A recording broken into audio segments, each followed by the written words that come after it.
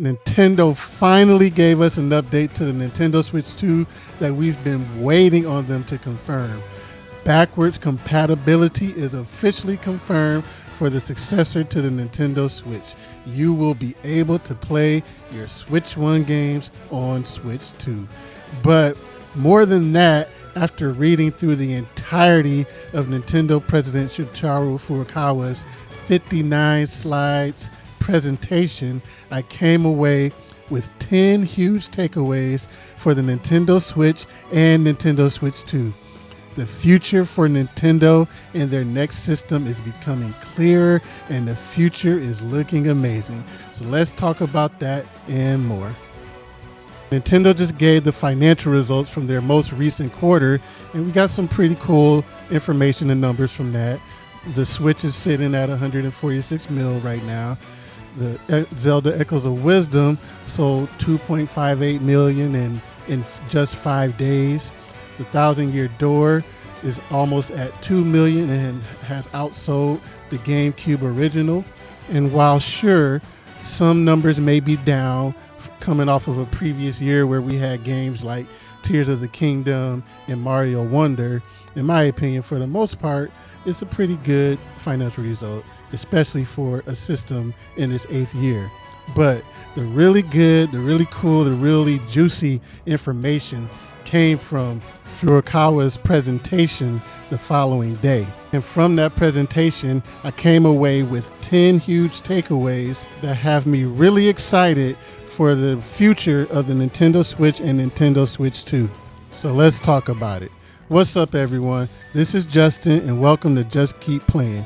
Please join me today as we talk about these 10 huge takeaways from Nintendo's financial presentation, starting with backwards compatibility. Nintendo finally eased everyone's fears and gave them the heads up that you will be able to play Nintendo Switch software on the successor to the Nintendo Switch. I was never really worried about this. I've been following Nintendo's history since the NES days, and for the most part, whenever they could, they pretty much have always done backwards compatibility. Sure, going from the NES to the SNES to the N64 to the GameCube, on the home console side, there wasn't backwards compatibility. But from the Game Boy to the Game Boy Color, you could play Game Boy games on the Game Boy Color. You could play Game Boy Color games on the Game Boy Advance. You could play Game Boy Advance games on the DS, and then so on and so forth, DS to 3DS. And then on the home console side, starting with the GameCube to the Wii, you could play your GameCube games on the Wii. You could play your Wii games on the Wii U. But it seems that people got hung up with the transition from the Wii U to the Switch, where, yeah, there wasn't backwards compatibility there, but that was because there was a change in format. So I understood the lack of backwards compatibility between the Switch and the Wii U, but I never doubted that there would be backwards compatibility between the Switch and the next system. I think just a couple years ago, a few presentations ago, Nintendo had that slide that talked about how important Nintendo accounts were to them and how they were working hard to be able to carry over those accounts to the next system. So yeah, I'm happy that it's finally confirmed. People's fears can be calmed. They can keep getting the games that they want to get with the confidence that they'll be able to play them on the next system. So our libraries are going to be coming with us. Our backlogs are going to be coming with us. And we'll be able to continue playing our favorite Switch games on the next system and get to the games that we weren't able to get to on this generation. We'll be able to get to them on the next one and just continue to add to our ever-growing library and our ever-growing backlogs. So yay, backwards compatibility. Next up, we have momentum. You gotta get your momentum.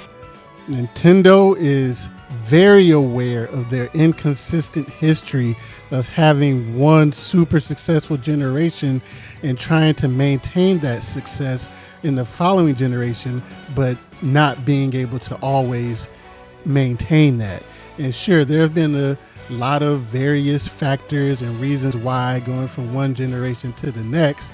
Well, one big part of that, one big factor is maintaining a steady momentum. With the Wii, their previous most successful home console before the Switch, interest and momentum had waned well before the Wii U had even been announced. But on the Switch, Nintendo still has a very active and engaged player base. The Switch is currently being played by over or around 127 people worldwide. And in stressing the importance of maintaining that momentum, they stated that we will continue to make the hardware appealing with a steady release of new Nintendo Switch titles for the holiday season and next year.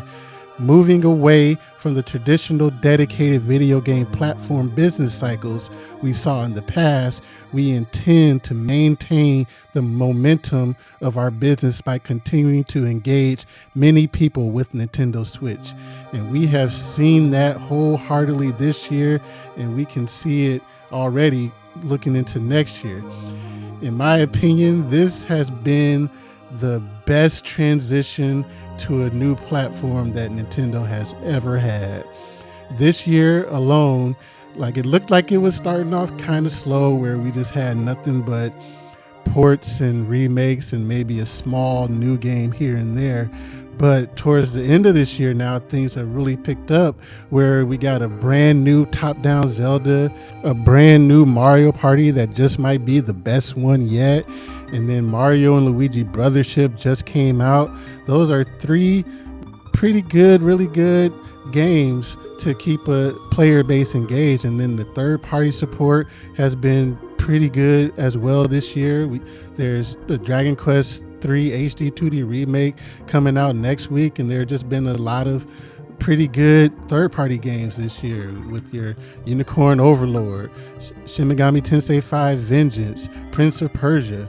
And then combine that with games that we already know of for next year to look forward to, with Metroid Prime 4 Beyond, Pokemon Legends ZA, Xenoblade Chronicles X that they just announced recently, and then with third-party games like the Trails remake and Rune Factory, the new Rune Factory game. There's just a lot of games already to look forward to for the rest of this year and next year. So there's just constantly new games for Nintendo Switch players to play. Nintendo has pretty much set themselves up to hit the ground running when the Nintendo Switch 2 comes out, hopefully earlier next year.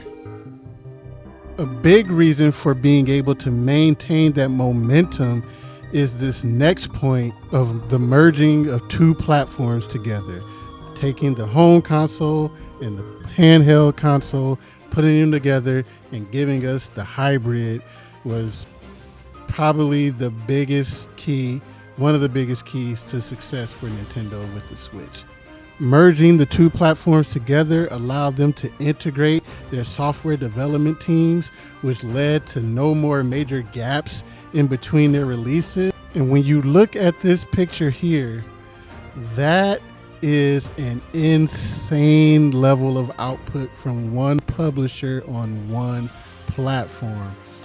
No other first-party publisher has been able to do this. I mean, just look at this year alone. This year was supposed to be a slow year. This was their come down year from having such a big year last year, and what many perceive this to be the last year of the Switch before the Switch 2 comes out. And in this year alone, they have released 11 games, 6 of those being brand new.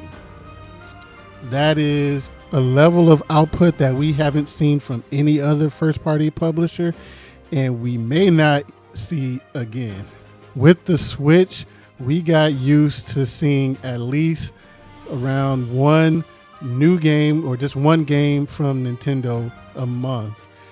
Now, coming on the Switch 2, they may not be able to maintain that type of a cadence, with the things being a little bit more, development being a little bit more complex, but I'm sure that they're going to work to try to maintain somewhere around there. So maybe we don't see one a month, but maybe we go to one every other month, with third-party and indie games picking up the slack in between. Which, stay tuned, because there are going to be more on third parties and indies coming soon on this video.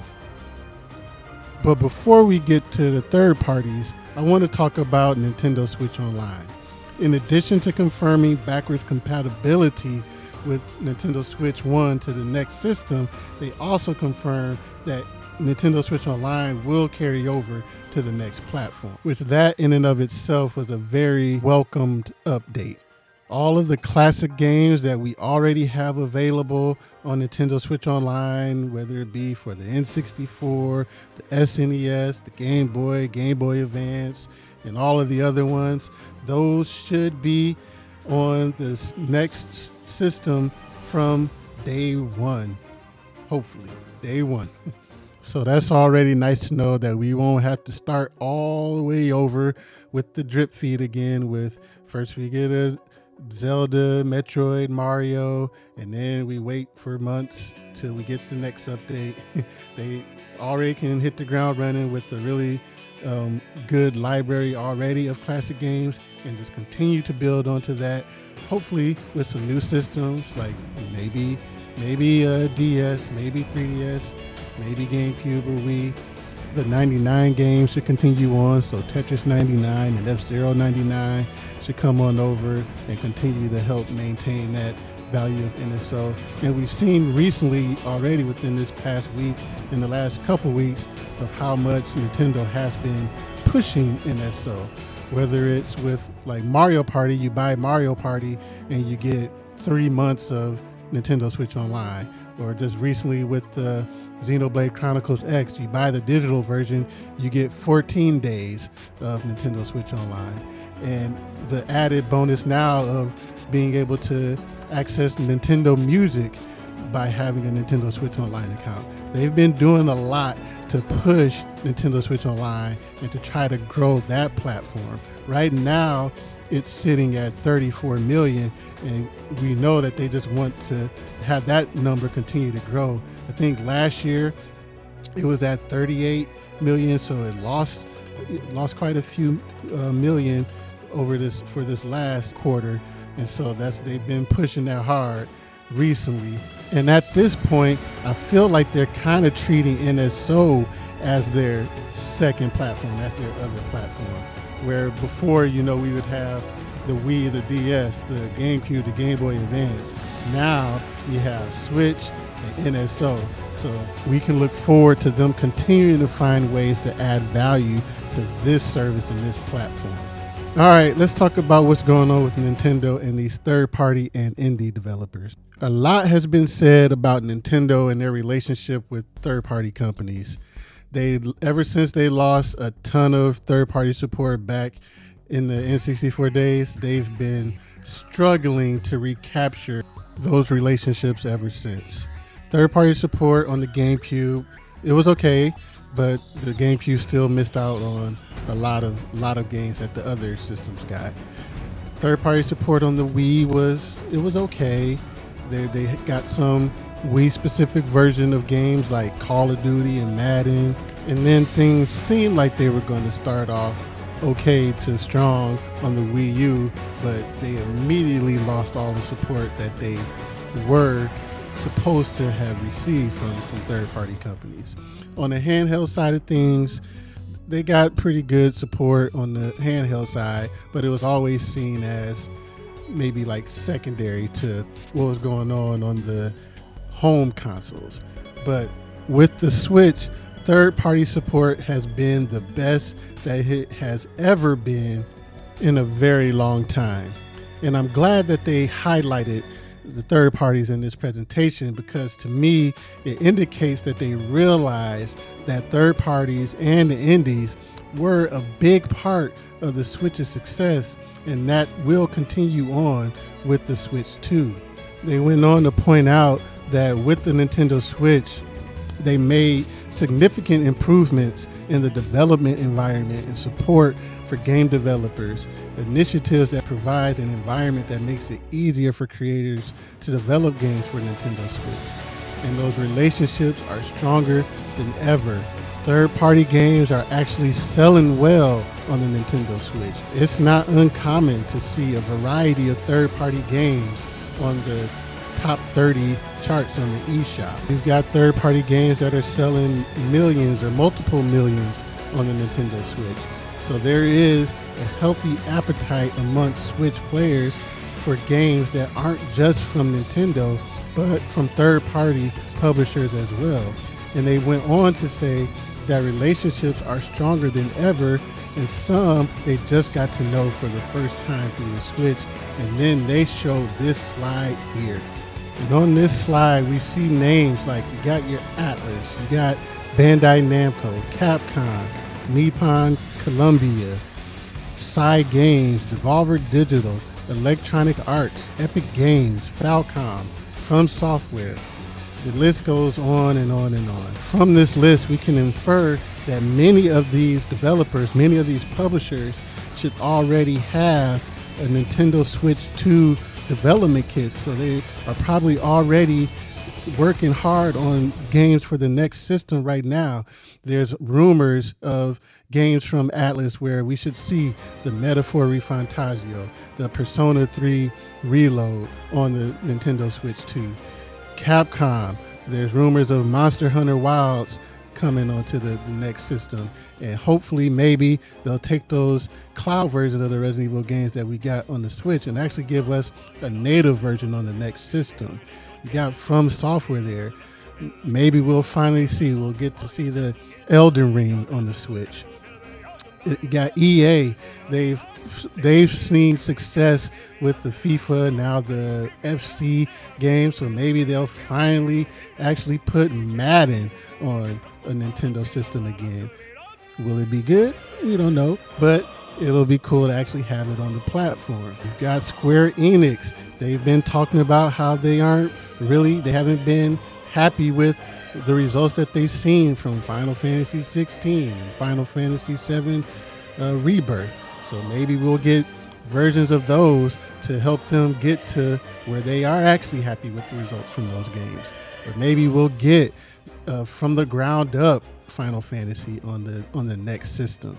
Just there's so many possibilities, and it's just really good and cool to see that Nintendo knows that these are relationships that they need to foster, that they need to grow, that they need to maintain a healthy relationship with.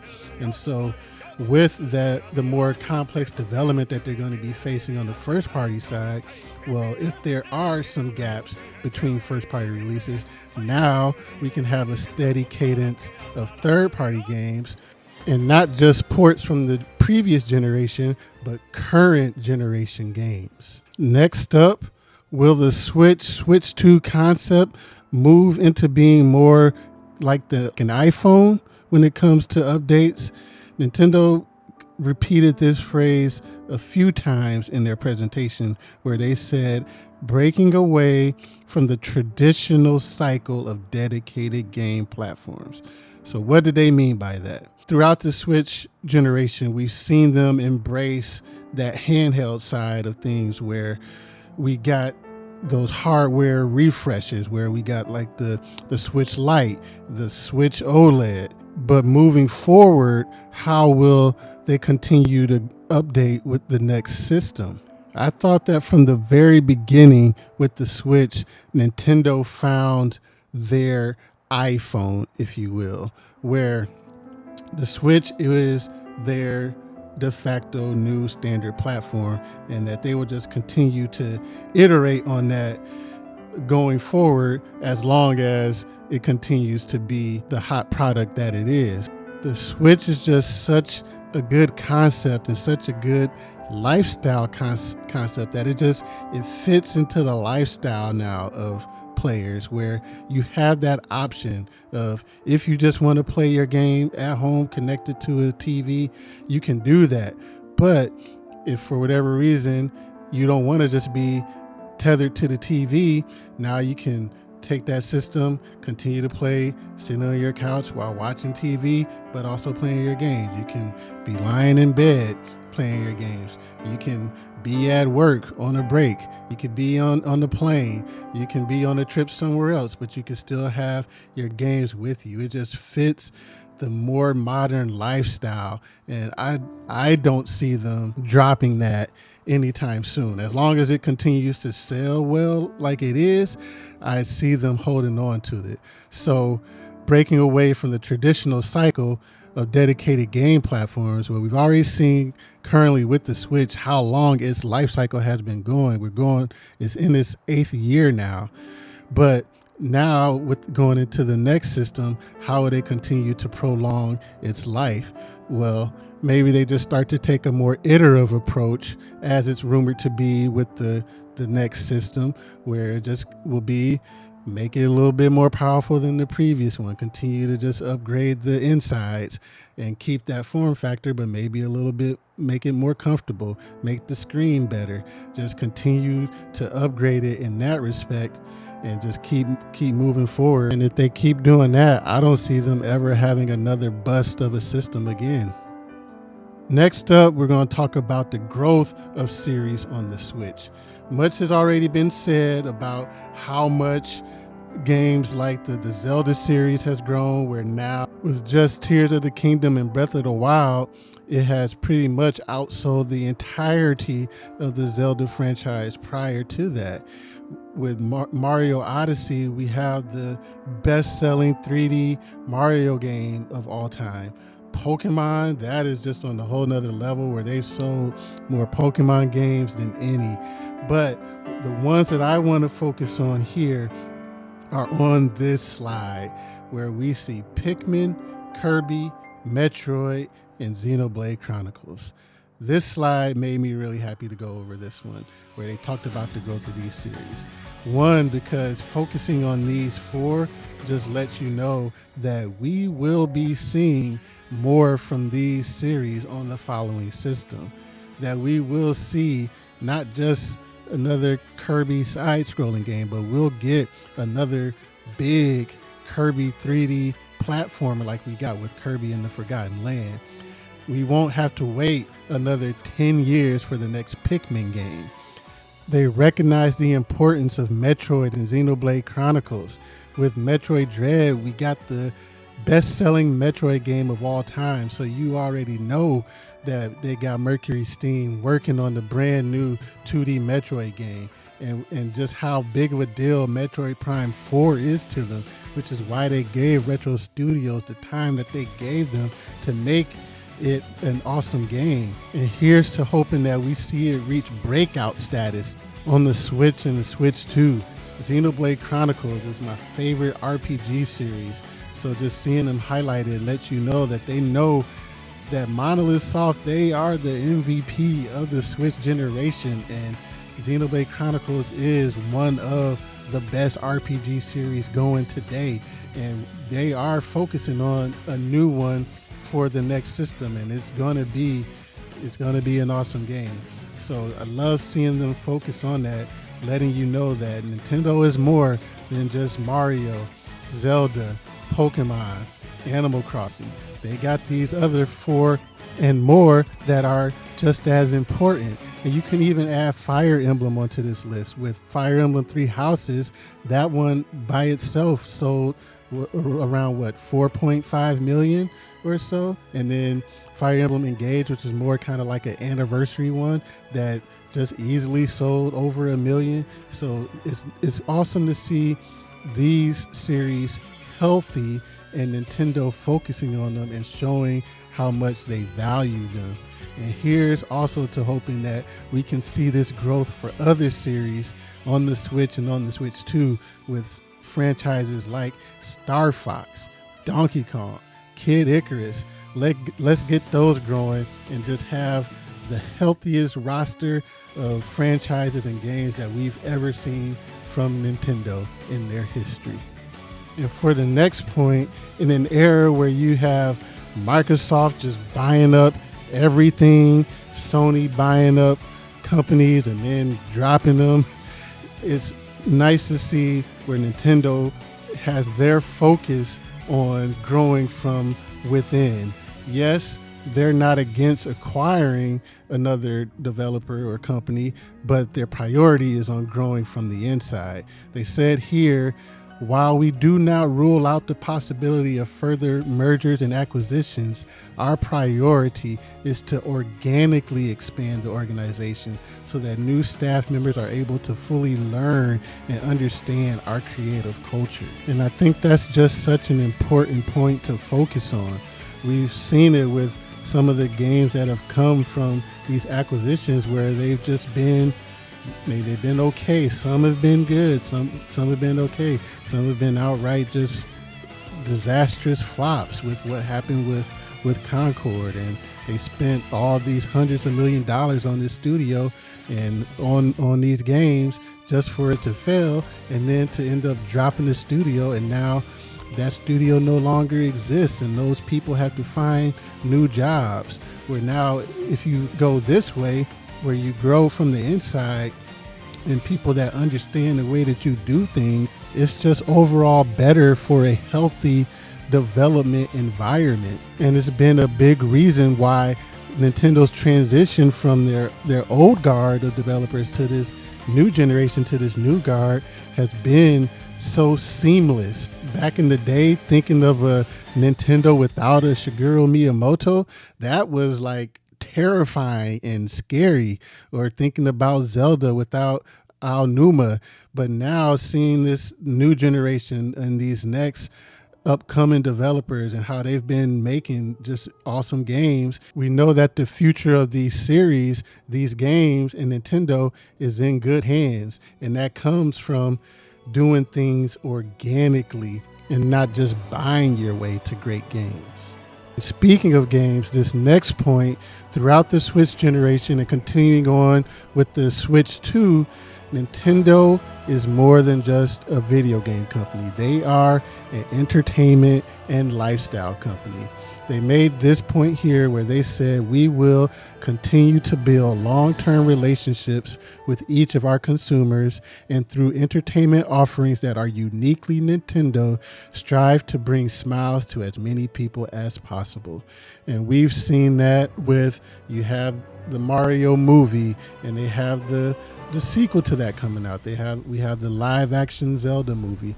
You have the theme parks, the museums, merchandise, Legos, clothes, the new Nintendo Music app, so on and so forth. They are completing their transition into being more than just a video game company and becoming that entertainment and lifestyle brand that Iwata always wanted them to be seen as. And for the final point, they are committed to staying Nintendo throughout all of this. They won't be going the Sony or Microsoft route where putting their games on, at least for right now, putting their games on PC and other hardware manufacturers' platforms. They say it right here, this commitment drives us to create unique, integrated hardware and software products and services, solidifying our position in the home entertainment field. People have been wanting and saying Nintendo should either go third party, or they should put their games on PC, or just, I wish it would be on a more powerful hardware or whatnot. But what makes Nintendo and what makes their games special is that it is the combination of integrated hardware and software. They build their platform and their controllers and then build the games around it. And what makes their hardware sell is the games that are made for it. So based off of this, what we can tell for right now, for the foreseeable, unless the bottom just happens to fall out, Nintendo is going to continue to focus on making their hardware and software, even if it means they're the last ones standing that are doing things the old school way. And to me, that's exciting. But what about you? And what do you think about the points that I made? Please let me know in the comments below. Thank you for taking this deep dive with me into what Nintendo's recent financials and the presentation meant for their future and for the future of the Nintendo Switch and the Nintendo Switch 2. There's a lot of exciting games and a lot of exciting potential to look forward to in the present and the very near future. And I'm excited. I'm excited to see what the future brings. But let me know what you're excited about for Nintendo and the Nintendo Switch in the comments below. Thank you so much for watching. And for more Nintendo gaming and Nintendo Switch and Nintendo Switch 2 conversation, please hit that like and subscribe button. And until next time, I'll see you later. Have a good one. Peace.